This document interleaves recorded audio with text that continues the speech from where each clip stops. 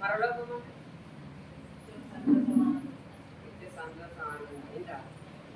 హల్లెలూయా.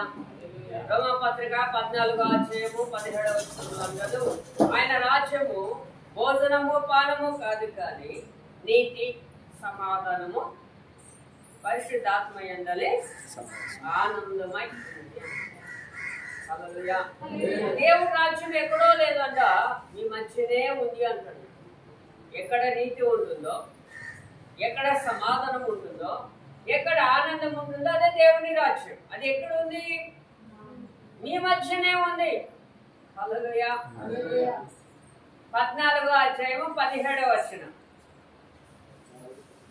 రోమాపత్రిక 14వ అధ్యాయం 17వ వచనం. ఆయన రాజ్యము భోజనము పానము కాదు కానీ నీతి సమాధానము పరిశుద్ధాత్మ యందలి ఆనందమునైనది అంటాడు.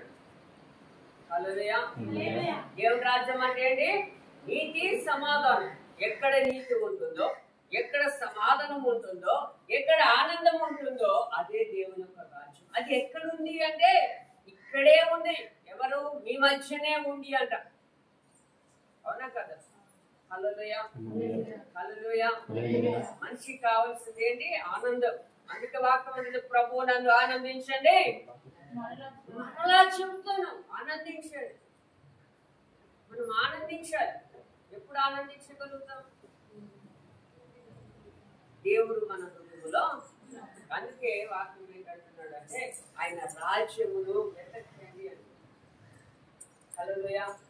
ఆయన రాజ్యమును సంపాదించుకోవాలంటే ఒక కొన్ని మాటలు నేను క్లోజ్ చేస్తాను. చూడండి, మొట్టమొదటిగా దేవుని యొక్క పరిపాలన అంగీకరించాలి. అంటే దేవుని యొక్క పరిపాలన అంటే దేవుని యొక్క అధికారానికి మన జీవితాన్ని అప్పగించుకోవాలి కదా. పరిపాలన అంటే ఏంటంటే అధికారం. అధికారానికి మన జీవితం ఏం చేయాలి? అప్పగించాలి. అందుకే రోమాపత్రిక 12:1 సజీవ యాగముగా ఈ ప్రాణాత్మ దేహాలను సజీవంగా ఏం చేయాలట? సమర్పణ చేయండి. అప్పగించుకోవాలి. మన జీవితాన్ని ప్రభుకి ఏం చేయాలి? అప్పగించాలి. అందుకే దావీదు అంటాడు, దేవా నీ చిత్తానుసారంగా ప్రవర్తించిన నాకు అంటే తన జీవితాన్ని తీసుకున్న ఎవరి దగ్గర పెట్టాడు? దేవుని దగ్గర పెట్టాడు. ఈ రోజు మన బ్రతుకును ఎక్కడ పెట్టాలి? ఇప్పుడు దేవుని చేతిలో పెట్టాలి కదా. పెళ్లిలో అమ్మాయి చెయ్యి తీసుకొని ఎవరు చేతిలో పెడతాడు? ఎందుకు పెడతాడు? ఎందుకు పెడతారు? ఇదిగో ఇక్కడ నుండి మా బాధ్యత ఒకేసాము, ఇక్కడ నుండి ఈ అమ్మాయి బాధ్యత అంతా నువ్వే తీసుకోరా బాబు అని పెడతారు. అంతేనా? హల్లెలూయా. అవునా కదా? అది అధికారం. ఎవరి మీద ఇప్పుడు అధికారం ఉంది? భార్య మీద భర్తకు అధికారం ఉంది. కానీ భర్తలు ఏం చేస్తారు అంటే, భార్యలు ఏం చేస్తారు? భర్తనే అనుసరిస్తుంటారు. హల్లెలూయా. అవునా కదా? నిజమండి. భర్తల్ని భార్యలు అనుసరిస్తుంటారు చాలా మంది. ఇది సత్యం. మీరు అబద్ధం అంటే నీకు పెళ్లి కాలేదు ఎలా తెలుసు అనుకుంటున్నారు? అన్ని తెలుసు నాకు. అలాగని అందరు కాదు, కొంతమంది భార్యలు భర్తను అనుసరిస్తారు. నువ్వు కూర్చో అంటే కూర్చుంటాడు అంతే. ఇంటిలోనే అలా ఉంటాడు, బయట పెద్ద కాలర్ ఎగరేసుకొని తిరుగుతూ ఉంటాడు భర్త. కానీ ఇంటి దగ్గరకు రాబోతానికి అయిపోతుంది. హల్లెలూయా. ఏదేమైనప్పటికీ మనం అందరము కూడా దేవుని యొక్క అధికారంలోనికి వెళ్ళాలి. దేవుని యొక్క అధికారంలోనికి వెళ్ళినప్పుడే మనం దేవుని యొక్క రాజ్యాన్ని స్వతంత్రించుకోగలుగుతాం. అందుకంటాడు ఆయన నీతిని అనే రాజ్యాన్ని వెతకండి. మనం వెతకాలి ఆయన రాజ్యాన్ని. హల్లెలూయా. అదే ఏంటి ఆ రాజ్యం అంటే? ఎక్కడ నీతి ఉంటుందో, ఎక్కడ సమాధానం ఉంటుందో, ఎక్కడ పరిశుద్ధాత్మ ఉంటుందో అదే దేవుని యొక్క రాజ్యం. అది మనం సంపాదించుకోవాలి. అందుకే పరలోక ప్రార్థనలు ఉంటాడు, పరలోకమందున మా తండ్రి నీ నామము పరిశుద్ధపరచబడును గాక, నీ రాజ్యము వచ్చును గాక. ఎక్కడికి రావాలి దేవుని రాజ్యం? మన మధ్య కంటే నాలోకి మీలోకి అందరిలోకి రావాలి, ఒక్కరిలోని కాదు. హల్లెలూయా. అందుకే మనము దేవుని యొక్క రాజ్యం మనలోనికి రావాలంటే మనము కావాలి? దేవుడు యొక్క అధికారానికి మన జీవితాన్ని అప్పగించాలి. చూద్దాం, ఒక మాట చూస్తున్నట్లయితే సామెతల గ్రంథము 3వ అధ్యాయం 6వ వచనంలో అంటాడు, ఈ స్వబుద్ధిని ఆధారము చేసుకొనక నీ ప్రవర్తన అంతటిని ఆయన అధికారానికి ఏం చేయాలంట? అప్పగించాలి. నీ ప్రవర్తన అంతటిని ఆయన అధికారానికి ఏం చేయాలి? ఒప్పుకోవాలా లేదా? అప్పగించాలి దేవునికి. మనం ఏం చేస్తామంటే మన ఇష్టం వచ్చినట్లుగా వెళ్ళిపోతుంటాం. ఎందుకంటే వాక్యం అంటది, మీరు విలువ పెట్టి కొనబడిన వారు కనుక మీ దేహముతో మీ దేవుడు ఏం చేయమన్నాడు? మరి ఇక్కడ ఏమంటున్నాడు? నీ స్వబుద్ధిని ఆధారం చేసుకోక నీ ప్రవర్తన అంతటిని ఆయన అధికారానికి అప్పగించు, లేకపోతే ఒప్పుకో. అప్పుడు నీ జీవితం ఏమవుతుందంటే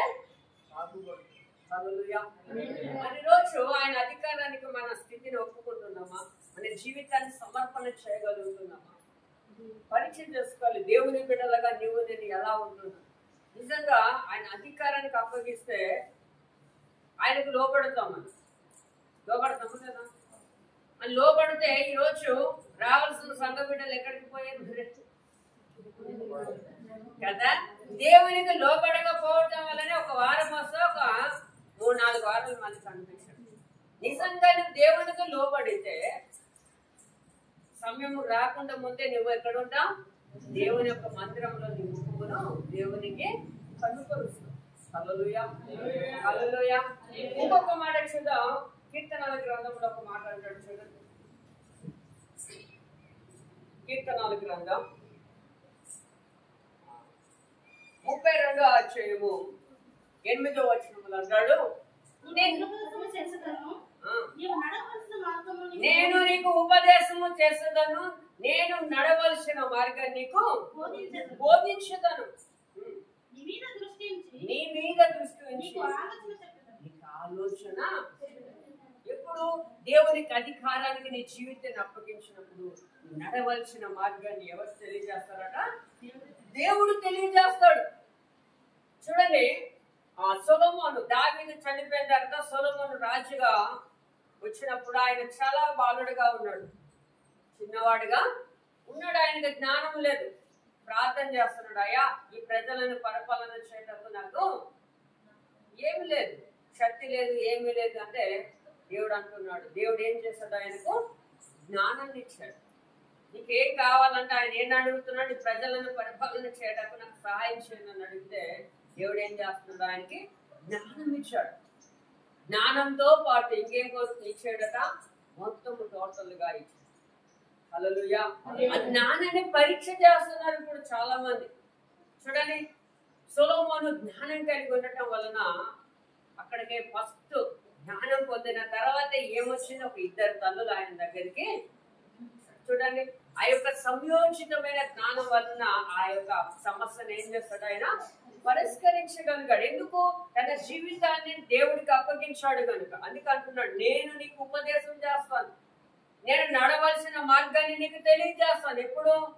దేవుని అధికారానికి ఈ జీవితాన్ని అప్పగించాను కదా. అందుకే యేసయ్య కూడా అంటున్నాడు, అయ్యా నా చిత్తం కాదయ్యా నీ చిత్తమే అని చెప్తున్నాడు. అంటే తండ్రికి తన జీవితాన్ని సమర్పణ చేస్తాడు. అందుకు అంటున్నాడు, ఆత్మచిత్తమే శరీరం బలహీనం, నా ఇష్టము కాదు, కేవలము నీ ఇష్టమే, నీ ఇష్టమే, నీ ఇష్టాన్నే. అందుకే దేవుని ఇష్టానికి మన జీవితాన్ని సమర్పణ చేయాలి. ఎవరికి? దేవుని ఇష్టానికి. మన దేవుని ఇష్టానికి మన జీవితాన్ని సమర్పణ చేస్తే మనం నడవలసిన స్థితిని ఆయన తెలియజేస్తాడు. కానీ మనం ఎలా ఉంటాం? అప్పగిట్టమా? మాట్లాడండి. హల్లెలూయా. ఎలా ఉంటామంటే, అమ్మో అప్పగించేటట్టే ఉంటాం కానీ అప్పగించాం. అంతేనా?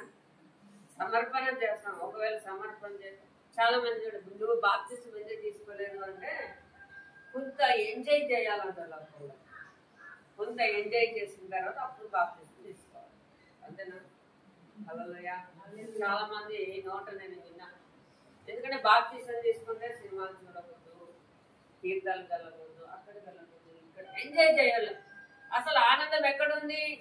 లోకంలో లేదు ఆనందం. ఎక్కడుంది?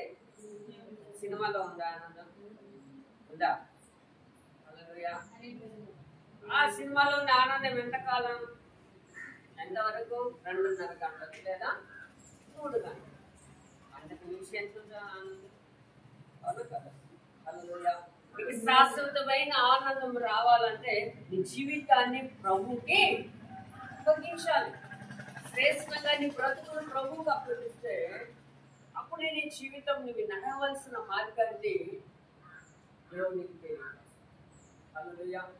చూడండి, ఎస్తేరు మొద్దకై మాట విన్నది, మొద్దకైకి లోబడింది. చూడండి, అక్కడ అనేక మంది కన్యకలు చెరపట్టబడినప్పుడు దేగ యొక్క అలంకరణ తప్ప ఏది కూడా ఎస్తేరు ఒప్పుకోలేదు. ఆయన ఏం చెప్పాడో ఆ అలంకరణే ఆమె అలంకరించుకుంది. ఆ అలంకరణతోనే రాజు ఎదుటికి వెళ్ళింది. కానీ మరి ఇంకొకటి లేదు, మిగతా రాణులందరూ వాళ్ళకి ఇష్టం వచ్చిన అలంకరణలు ధరించుకున్నారు. ఎందుకంటే అన్ని ఆభరణాలు ధరించుకుంటే అందంగా కనబడతారు కదా. కొంతమంది స్త్రీలు చూడండి, ఇక్కడ వెళ్తారు, ఇక్కడ వెళ్తారు, ఈ చేతులకు వెళ్తారు, ఇంకా చాలా 3 పెళ్లిళ్ళైనా ఫంక్షన్లు చూడండి, అన్ని ఆభరణాలు ధరిస్తారు. కొంత అందము ఆభరణాల్లో రాదండి. హల్లెలూయా. ఎందులో వస్తుందా? అందము గుణములో వస్తుంది, ఆభరణంలో రాదు. నువ్వెన్ని ఆభరణాలు ధరించుకున్నా కొంతమంది అనుకుంటే కొంచెం టైపే కనబడతారు. అంటే వాళ్ళలో ఆనందం అంటే వాళ్ళని తప్పదు చెప్తున్నా. అంటే కొంతమందికి అందం అనేది కనిపించదు, కొంతమందికి ఏ ఆభరణాలు లేకపోయినా చాలా అందంగానే, ఎందుకంటే వారి గుణంలోనే అందం ఉంది. హల్లెలూయా, హల్లెలూయా. అందుకంటాడు సౌందర్యం వ్యర్థమంతా. హల్లెలూయా. అలా సినిమాట్లు ఏం చేస్తారు? అందంగా కనపడాలని అనేక మేకప్లు వేసుకుంటారు. కానీ ఎంతవరకు ఆ సినిమా షూటింగ్ అయినంత వరకు, తర్వాత వాళ్ళ ముఖాలు చూడలేము, చాలా భయంకరంగా. అందుకే నీకు అందము ఎవరిచ్చేది? చూడండి, ఎస్తేరుకి అందం ఎవరిచ్చారంటే తన తండ్రి మొద్దకాయ తన పినతండ్రిని ఇచ్చాడు. ఎందుకు? తన అధికారంగా అప్పగించుకున్నాడు.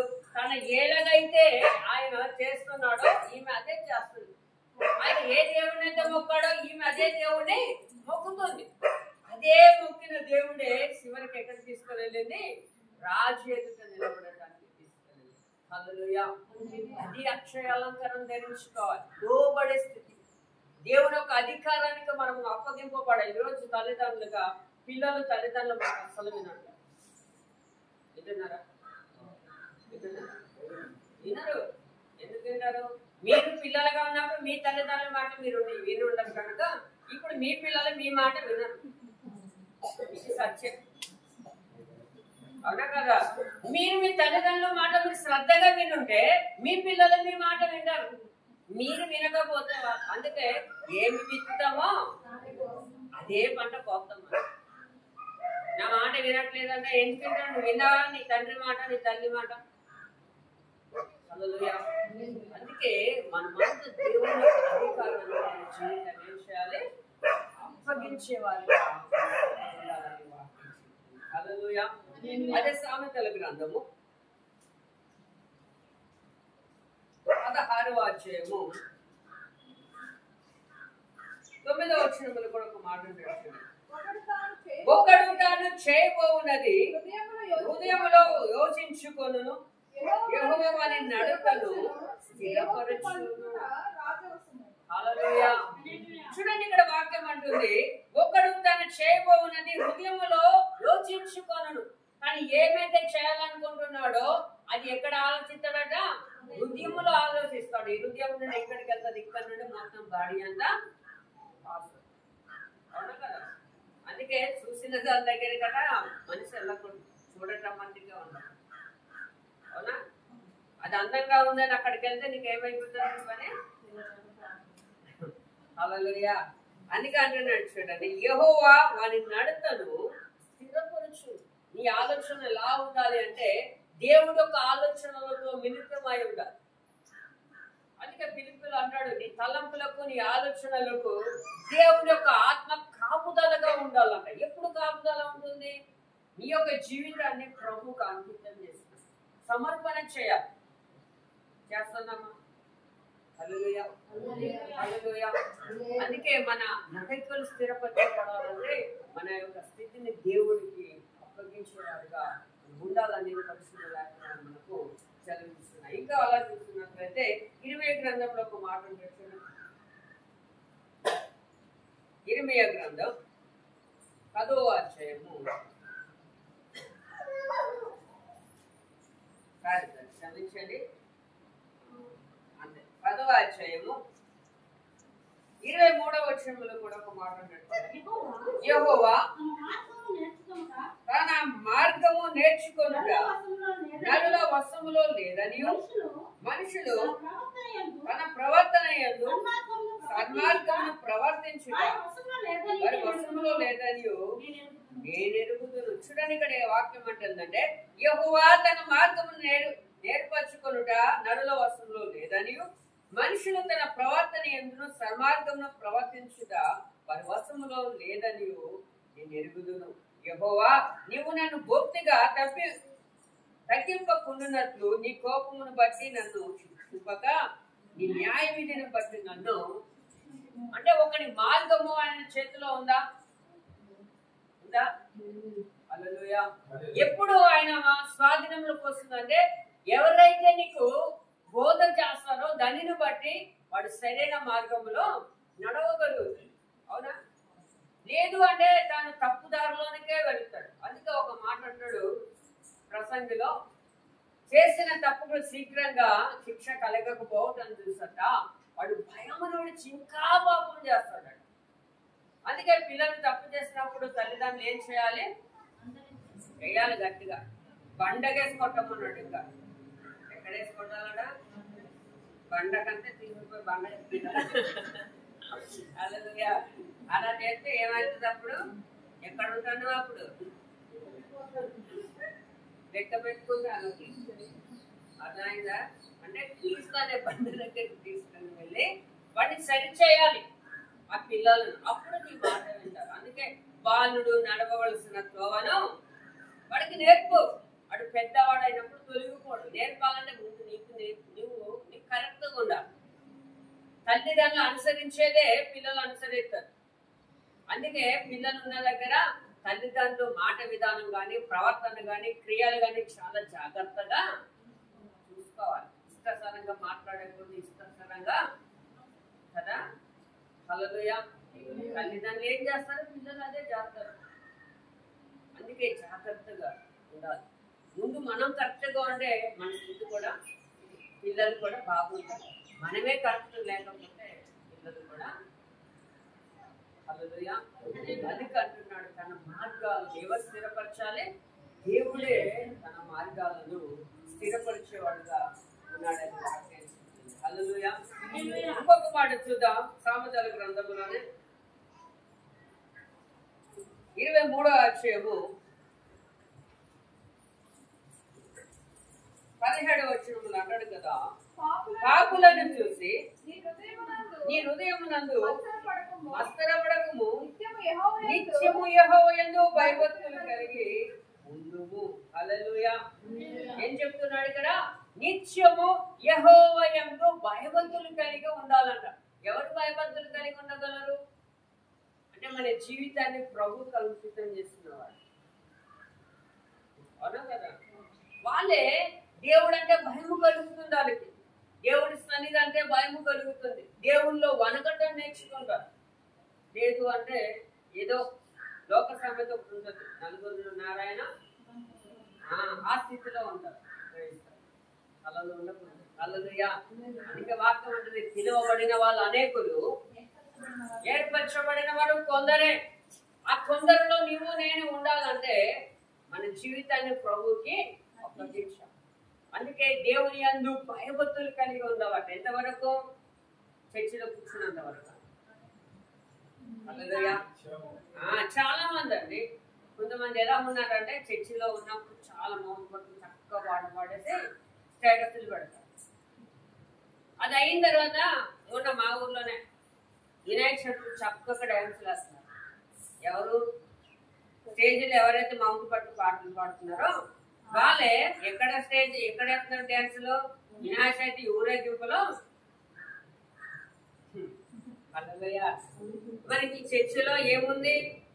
భయం ఉంది. అంటే చర్చిలో భక్తి ఉంది, ఇంటిలో గుర్తు ఉంది. అంటే మన స్థితి అలా ఉంది. నిజంగా చర్చిలో ఎలా ఉన్నావో బయట కూడా అలాగే ఉంటాం. మన సాక్షిని మనం కాపాడుకోవాలంటే ముందు నీ జీవితాన్ని ఎవరికి అర్పించాలి? దేవుడికి అర్పించాలి. అప్పుడే అందుకే పౌలు అంటాడు ఒక మాట, గలతీ పత్రికలో అంటాడు, మీలో క్రీస్తు రూపము ఏర్పరచబడినంత వరకు మీ కొరకు నేనేం పొందుతున్నాను? ప్రసవ వేదన.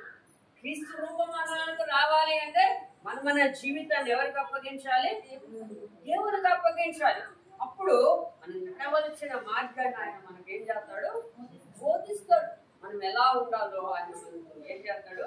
తెలియజేస్తాడు. చూడు ఇక్కడ అంటాడు, నిత్యము యెహోవా యందు ఏం కలిగి ఉండాలి? భయము కలిగి ఉండాలని వాక్యం చెప్తుంది. హల్లెలూయా. ఇంకొక మాట యెషయా గ్రంథంలో చెప్తున్నాడు చూడండి. యెషయా గ్రంథము 48వ అధ్యాయము 17వ వచనం. నీ విమోచకుడును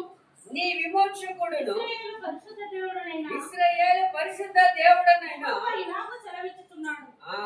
నీకు ప్రయోజనము కలుగునట్లు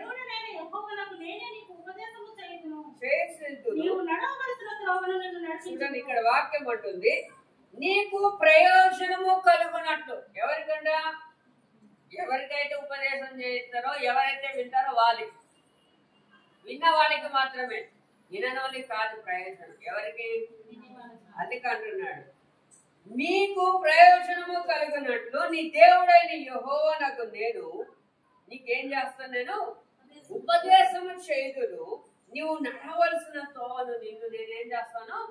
నడిపిస్తాను. అందుకే ఇర్మీయా అంటాడు, మార్గాలలో నిలిచి చూడండి, పురాతనమైన మార్గాలను గురించి విచారించండి, మేలు కలుగో మార్గమేదో అని తెలుసుకొని అందులో నడవండి అని చెప్తాడు. ఇక్కడ దేవుడు ఏం చెప్తున్నాడంటే, యెహోవా నాకు నేను నీకు ఉపదేశం చేస్తా. ఏం చేస్తాడట? ఏ ఉపదేశం? నువ్వు ఎలా ఉండాలో, నువ్వు ఎలా బ్రతకాలో నేను నీకు తెలియజేస్తా. తెలియజేయాలన్నప్పుడు ఆయన వింటేనే మన బ్రతుకు బాగుంటుంది. అంతేనా? వినకపోతే బాగుంటుందా? ఎప్పుడు హల్లెలూయా. మరి ఈరోజు దేవుని యొక్క ఉపదేశానికి మనం ఏమవ్వాలి? చెవులకే వాళ్ళుగా ఉండాలి. అందుకే చెవు గలవాడు, చెవులు లేవు కనుకనే మాట్లాడినాడు దేవుడు. మనం అనుకుంటే నాకు చెవులు ఉన్నాయి అనుకుంటాం, చెవులు లేవు మనకు. అందుకే చెవి గలవాడు ఎన్నడూ కాక అని చెప్తున్నాడు. ఒక్కసారి చెప్పిండా? చాలా సార్లు చెప్పాడు. ప్రకటన గ్రంథంలో కూడా ఉన్నాయి, చెవి గలవాడు వినును గాక. నిజంగా చెవులున్నవాడు ఆ మాటను ఏం చేయాలో వింటాడు, త్రోసి కూర్చాడు. అందుకే నేను ఉపదేశం చేస్తాను, నేను నడవలసిన మార్గం నేను ఏం చేస్తాను? నీకు తెలియజేస్తాను. తెలియచేయాలంటే మనం ఏం చేయాలి? ఆయనకు లోబడాలి. అంటే ఆయన అధికారాన్ని మన జీవితాన్ని అప్పగించుకోవాలి. ప్రభా నాకు నేర్పించుకోవాలి. అవునా కదా? సమయంలో దేవుని స్వరం వింటున్నప్పుడు, నాదా నీ స్వరం నేను వింటున్నాను, నీ దాసుడు ఆలకిస్తున్నాడు అని చెప్తున్నాడు, అని లోబడుతున్నాడు. ఎప్పుడైతే దేవుని యొక్క మాటకు సమయాలు లోబడ్డాడో అప్పుడు సమయాలతో దేవుడు మాట్లాడడం ప్రారంభించాడు. ఏ వయసులో? మన వయసులోనా? హల్లెలూయా. చిన్న ఎప్పుడైతే దేవుని యొక్క స్వరానికి మనం లోబడాలి, ఆయన అధికారానికి ఎప్పుడైతే మన జీవితాన్ని లోపరుచుకుంటామో ఆయన మనతో మాట్లాడడం ప్రారంభిస్తాడు. మన నడవలసిన స్థితిని మనకు నేర్పిస్తాడు. హల్లెలూయా. అందుకే ఆయన అధికారానికి మనం ఏం చేయాలి? అంగీకరించాలి. అంగీకరిద్దామా? హల్లెలూయా. అంగీకరించాలి కంపల్సరీ. హల్లెలూయా. ఇంకా చూద్దాం రెండో మాట, ఆయన రాజ్యమును వెతకడానికి ఏం చేయాలి? మనం చేయాలి అంటే రెండోదిగా దేవుని యొక్క చిత్తాన్ని నెరవేర్చేవారుగా ఉండాలి. ఆయన రాజ్యాన్ని సంపాదించుకోవాలంటే ఏం చేయాలి? దేవుని యొక్క చిత్తాన్ని నెరవేర్చాలి. దేవుని చిత్తం అంటే ఏంటో చాలా సార్లు చెప్పారు.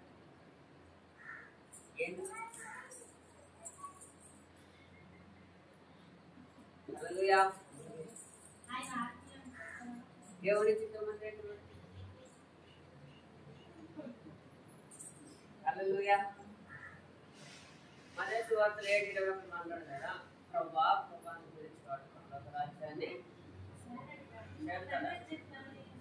పరలోకమందున్న నా తండ్రి చిత్త ప్రకారం చేయవాడే పరలోకానికి వెళ్తాడు. మరి అసలు తండ్రి చిత్తమే తప్ప దేవుని యొక్క చిత్త ప్రకారం మనము నడవటం మనము ప్రారంభించాం. ఒక మాట అంటాడు, తండ్రి చిత్తం ఏంటంటే పరిశుద్ధంగా ఉండడం. ఏం కలిగి ఉండాలి? పరిశుద్ధత కలిగి ఉండాలి. అదే దేవుని యొక్క దేవుని పరిశుద్ధత కలిగి ఉంటుంటే దేవుని యొక్క రాజ్యాన్ని మనకు స్వతంత్రించుకోవాలి. ఎందుకంటే ఆయన పరిశుద్ధుడైన దేవుడు కదా. ఇలా నాలా నీతిమంతుడు కాదు, ఆయన పరిశుద్ధుడు, నీతి కలిగిన దేవుడు. కనుక మనము కూడా ఆ పరిశుద్ధత కలిగి ఉండాలి.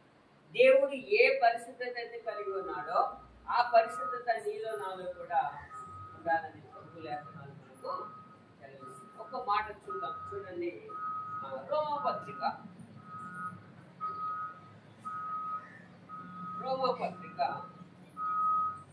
2వ అధ్యాయము 13వ వచనంలో ఒక మాట ధర్మశాస్త్రము వినువారు దేవుని దృష్టికి నీతిమంతులు కారు గాని. చూడండి ఇక్కడ ఏం చెప్తున్నాడంటే, ఎవరైతే దేవుని యొక్క ధర్మశాస్త్రం ప్రకారం అనుసరించి నడుస్తారో వాళ్ళే దేవుని యొక్క చిత్తాన్ని నెరవేర్చిన వాళ్ళు. అంటే దేవుడు ఏ మాటతో పలుకుతున్నాడో ఆ మాటను ఏం చేయాలి? నెరవేర్చాలి.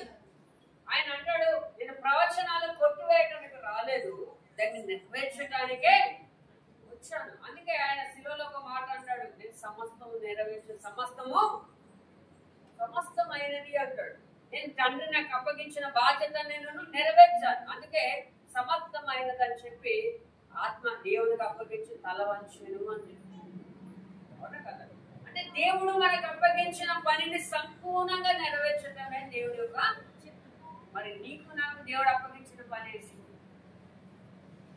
చెప్పాలి. హల్లెలూయా చెప్పండి. హల్లెలూయా. నిద్రపోతుందా?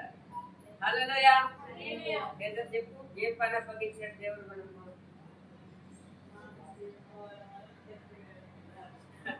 హల్లెలూయా. దేవుడు మనందరికి అప్పగించిన పని ఏంటంటే, మీరు సర్వలోకానికి వెళ్ళి సర్వ సృష్టికి సువార్తను ప్రకటించండి, అందరినీ శిష్యులుగా చేయాలి. అది దేవుని యొక్క చిత్తం నీలో నాలో ఉంది. అది మనం ఏం చేయాలి?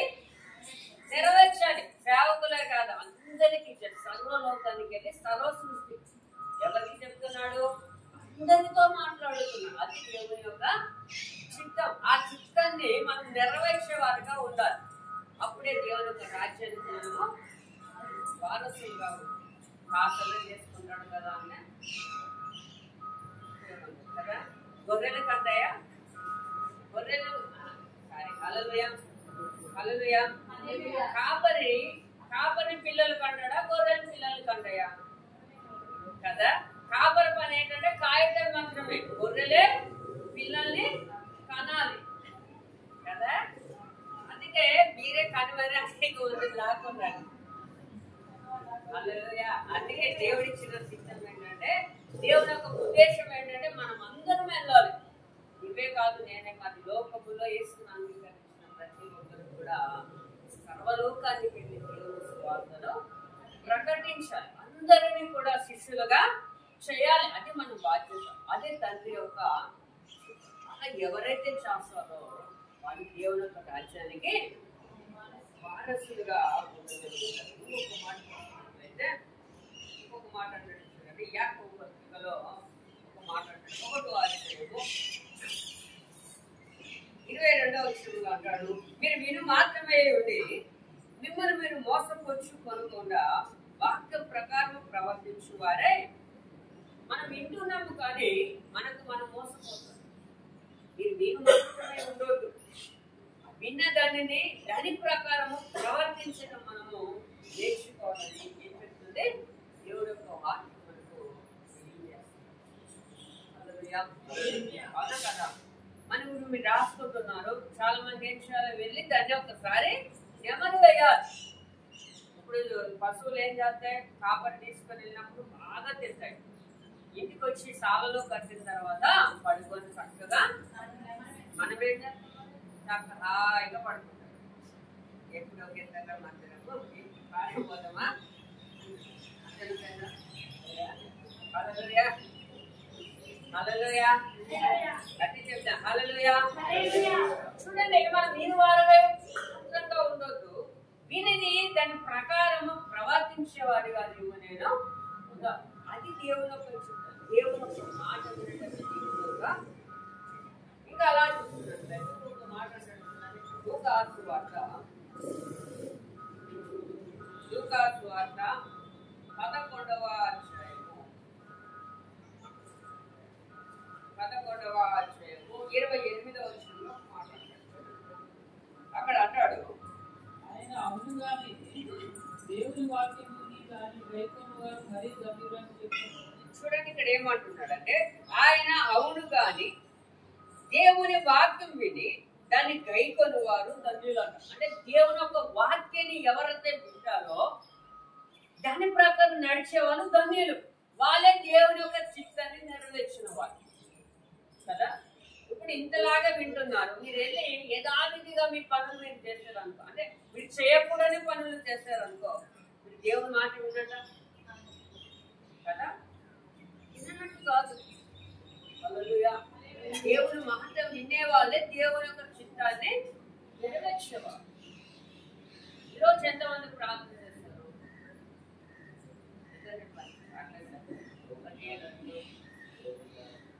మీరు చేతులు ఎత్తితే దేవుని దగ్గర చేతులు ఎత్తినట్టు. నిజం చెప్పండి, నేను ఇలా దించారంటే మీకు చేతులు ఇలాగా ఉంటాయి. 1 2 3 4 5 6 7 8 అంతే. హల్లెలూయా. మరి మిగతా వాళ్ళు ఎందుకు చేయలేదు?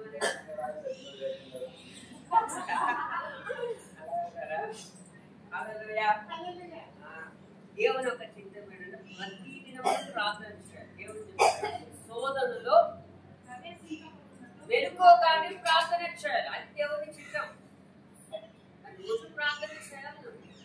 రోజు వాక్యాన్ని అనుదిన ఆహారము మా అనుదిన ఆహారం మాకు దయచేయము అన్నాడు. మన శరీరాహారమే కాదయ్యో, మన ఆత్మ కూడా ఆహారం కావాలి. అందుకే పరలోక ప్రార్థన చక్కగా చెప్పాడు, మా అనుదిన ఆహారం మాకు దయచేయాలి.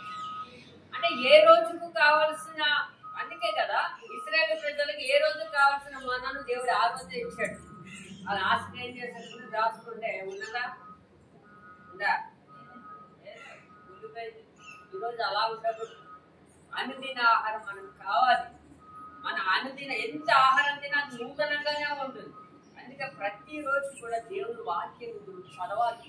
అందుకే దావీదు అంటాడు కదా, దేవుడు వాక్యాన్ని ధ్యానించినప్పుడు ప్రభు మెదడు దొరికినంత ఆనందం నేను పొందుతున్నాను. అది దేవుని యొక్క చిత్తం. మన ఆత్మస్థితిని కాపాడుకోవాలి. దేవుని యొక్క రాజ్యాన్ని స్వతంత్రించుకోవాలంటే నీలో ప్రార్థన జీవితం ఉండాలి, వాక్యం చదివే అనుభవం ఉండాలి. ఆ రెండు ఉంటే నువ్వు సరైన మార్గంలో నడవగలుగుతావు. ఆ రెండు నీలో లేకపోతే నీకు ఏం తెలుస్తుంది? ఏమైనా జరుగుతుందా? హల్లెలూయా. ఎలా ఉండాలో తెలియదు, ఎలా ప్రార్థన చేయాలో తెలియదు, నీ ఆత్మస్థితిని ఎలా కట్టుకోవాలో తెలియదు. అందుకు అంటాడు కదా, జ్ఞానవంతులు తన ఇల్లు. మరి జ్ఞానం ఎక్కడి నుండి వస్తుంది? జ్ఞానం ఇచ్చేదే ఇది. దీన్ని నువ్వు పక్కన పెడితే నీకు జ్ఞానం ఎక్కడి నుండి వస్తుంది?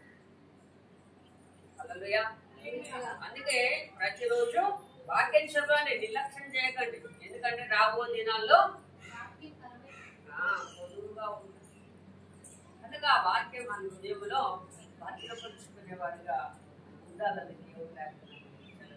హల్లెలూయా. అదే లూకాసు వార్త 6వ అధ్యాయంలో మాట్లాడుతున్నాడు. 6వ అధ్యాయము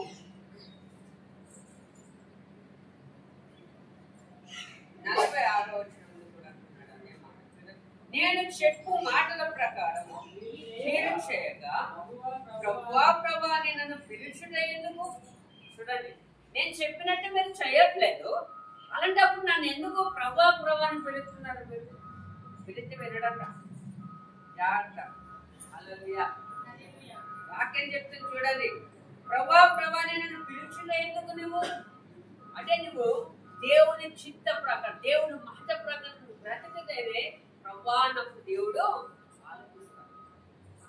అందుకంటున్నాడు, ప్రభాని పిలువటేందుకు నా యొద్దకు వచ్చి నా మాటలు విని వాటి చొప్పున చేయి ప్రతి వాడును ఎవరి పోలేను మీకు తెలియచేస్తున్నాను. అంటే ఇప్పుడు దేవుని యొక్క మాట నువ్వు వింటేనే, దాని ప్రకారం నడిస్తేనే దేవుని యొక్క చిత్తాన్ని నువ్వు నెరవేర్చిన వాళ్ళు. అది నేనైనా మీరైనా. ఈ లోకములో క్రీస్తుని అంగీకరించిన ఎవరైనా. హల్లెలూయా కదా. చాలా మంది అనుకుంటారు సేవకులకు అవసరం లేదులే, విశ్వాసులకే అనుకుంటారు. అంతేనా? అంతే కదా. హల్లెలూయా. వాక్యము రెండు అంచెల ఖడ్గం. సేవకుడికి అందరికీ ఈక్వల్. అంటే దేవుని యొక్క మాట నిజమైన నేను శ్రద్ధగా విని దాని ప్రకారము నడిచే వాళ్ళే దేవుని యొక్క చిత్తాన్ని నెరవేర్చిన వాళ్ళని. అలా ఎవరైతే దేవుని యొక్క చిత్తాన్ని నెరవేరుస్తున్నారు వాళ్ళే దేవుని యొక్క రాజ్యానికి. మూడవదిగా చూసినట్లయితే పరిశుద్ధత కలిగి ఉండటం నేర్చుకోవాలి. దేవుని యొక్క పరిశుద్ధతని కలిగి ఉండటం. అవునా కదా? హల్లెలూయా. పరిశుద్ధత అంటే పరిశుద్ధత అంటే మరి ఈరోజు ఎంతమంది స్నానం చేస్తారు?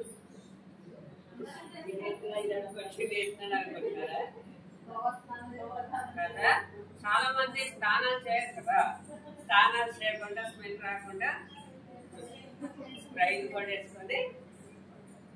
అయితే ఒకటి ఏంటంటే మన బాహ్య శరీరాన్ని పరిశుద్ధంగా ఎలా ఉంచుకుంటున్నామో మన హృదయాన్ని కూడా అలా తీసుకోవాలి. ఎందుకంటే నిరుద్యము దేవుని ఆలయం కదా.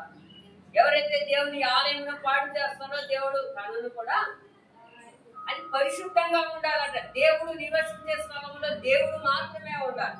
కానీ ఏమున్నాయంటే మార్కు సువార్త 7వ అధ్యాయము 21వ వచనం నుండి 23వ వచనంలో చూస్తే అక్కడ మనిషి యొక్క హృదయంలో నుండి చాలా ఉన్నాయి. అవన్నీ మనసుని ఏం చేస్తున్నాయంటే పరిశుద్ధత లేకుండా. ఒకవేళ అవి మనలో ఉంటే వాటిని ఏం చేసుకోవాలి? అందుకంటాడు గలాతీయులో శరీర కార్యాలు స్పష్టమై ఉన్నవే అంటాడు. ఏ శరీర కార్యాలున్నా అవన్నీ మనం దూరపరుచుకోవాలి. అవన్నీ మన యొక్క పరిశుద్ధ జీవితాన్ని ఏం చేస్తాయి? అపవిత్రపరుస్తాయి. మన జీవితాన్ని నాశనం చేస్తాయి అవన్నీ. అందుకే ఒకవేళ ఏమి ఉన్నా దాన్ని ఏం చేసుకోవాలి? అంటే ఇశ్రాయేలు ప్రజలతో మోషే చెప్తున్నాడు, మిమ్మును మీరే పరిశుద్ధపరచుకోనండి. మనమే పరిశుద్ధపరచుకోవాలి. మనం చేసే తప్పు ఎవరికి తెలుస్తుంది? మొదటగా మనకే తెలుస్తుంది, పక్కనోడికి తెలుస్తుందా? ముందు మనకి తెలిసిన తర్వాత పక్కనోడు అది చూడగలుగుతాడు, కూడా తప్పు చేస్తున్నాడు. అందుకే మన తప్పు మనము సరి చేసుకోవాలి. చూద్దాం ఒక మాట. ఎఫెసీయులకు రాసిన పత్రిక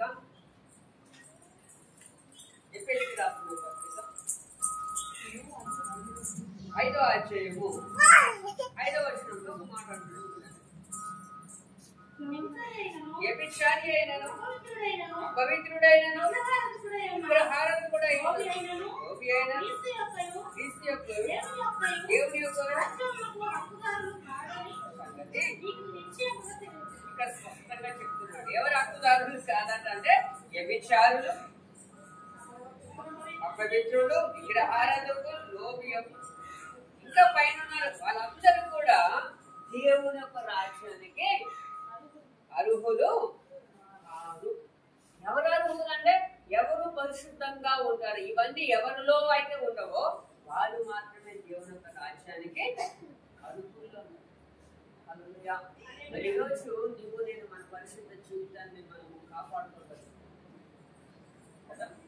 చాలా మంది మన స్థితిని ఏం చేస్తున్నారు? పాడు చేసుకుంటారు. సంసోను ఢిల్లీలో వ్యామోహంలో పడి తన యొక్క పరిశుద్ధ జీవితం అంతా పాడు చేసుకున్నాడు. కళ్ళు పిరకబడ్డాయి, వెంట్రుకలు కట్టబడ్డాయి. ఏం చేస్తున్నాడు? తిరుగులు విసరడం పాడు. ఎందుకు? ఎవరి వ్యామోహంలో పడ్డాడు? ఒక వ్యభిచారి అయిన స్త్రీ వ్యామోహంలో పడ్డాడు. చూడండి, ఇలాంటి వాళ్ళు దేవుని యొక్క రాజ్యానికి హక్కుదారులు కాదు అని చెప్తున్నాడు. అంటే నిన్ను ఏదైతే అపవిత్రపరుస్తుందో అవన్నీ మన యుద్ధ నుండి తొలగించుకోవాలి కదా. చాలా మంది అలాగే ఉంటారు. చాలా మంది ఇప్పటికి ఇంకా డ్రింక్ తాగుతారు, డ్రింక్ అన్నట్టు, ఇంకా స్మోక్ చేస్తున్నారు, ఇంకా మత్తు పదార్థాలు తీసుకుంటున్నారు, ఖైదీ చేసేసుకుంటున్నారు. చాలా మంది స్త్రీలు కూడా, స్త్రీలు అలాగే ఉన్నారు, పురుషులు కూడా. ఇవన్నీ మన యొక్క పరిశుద్ధ జీవితాన్ని ఏం చేస్తున్నాయంటే అపవిత్రపరుస్తున్నాయి. ఇవి ఉంటే దేవుని యొక్క రాజ్యానికి అనుకూలము. అందుకే ఇక్కడ స్పష్టంగా చెప్తున్నాడు. అందుకే ఈలో ఏమి ఉన్నా వాటి నుండి మనం ఏమవ్వాలి? దూరపరచబడాలి. ఆ పాపానికి మనము సమీపంగా ఉండకూడదు. హల్లెలూయా. ఇంకొక మాట చూద్దాం. కొలస్సీ రాసిన పత్రిక 3వ అధ్యాయము 5వ వచనంలో కూడా మాట్లాడుతున్నాడు. కావున భూమి మీద ఉన్న మీ అవయవములను అనగా జారత్వమును, అపవిత్రతను, కామారుతను, దురాశను, విగ్రహారాధనైన ధనాపేక్షను చంపి వేయండి అని. హల్లెలూయా. ఇవన్నీ చెప్పడానికి మనము చాలా సమయం పడుతుంది. కానీ అందులో ఒక మాట చూడండి, విగ్రహారాధన. విగ్రహారాధన అంటే రాజు బొమ్మను మొక్కడమే విగ్రహారాధన అంటామా? అంతేనా? హల్లెలూయా. అది కాదండి. విగ్రహారాధన అంటే దేవుని కన్నా ఎక్కువగా అధికంగా ప్రేమించేదే విగ్రహం. ఒక్కొక్కరికి ఒక్కొక్క విగ్రహాలు ఉంటాయి కదా. దేవుడు కన్నా ఎక్కువగా ప్రేమిస్తారు. అదే విగ్రహాలు. ఆ విగ్రహాలు ఏమున్నా ఏం చేయాలి?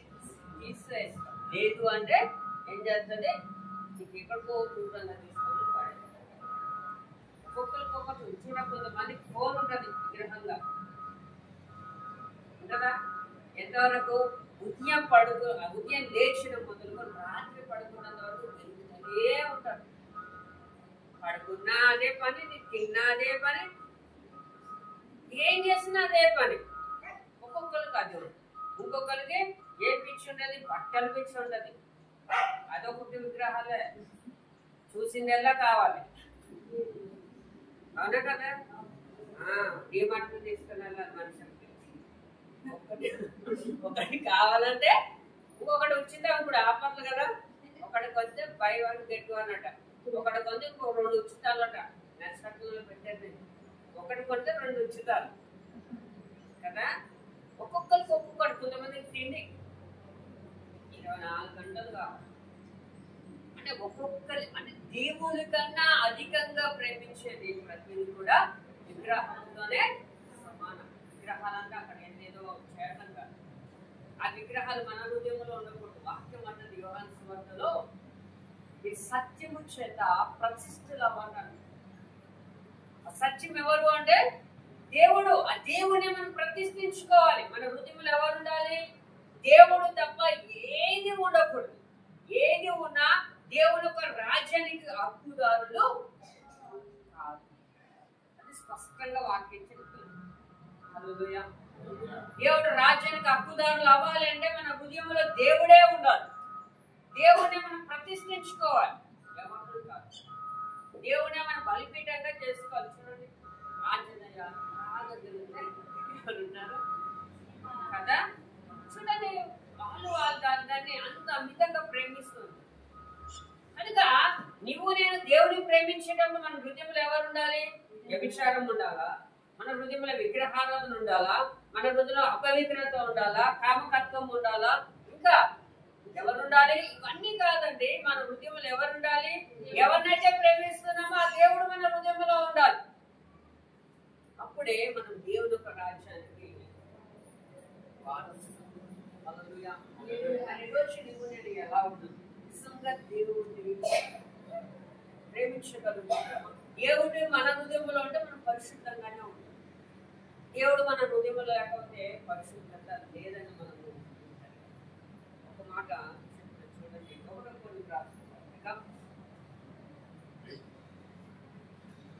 ఒకటో కొరింథీయులకు రాసిన పత్రిక 6వ అధ్యాయం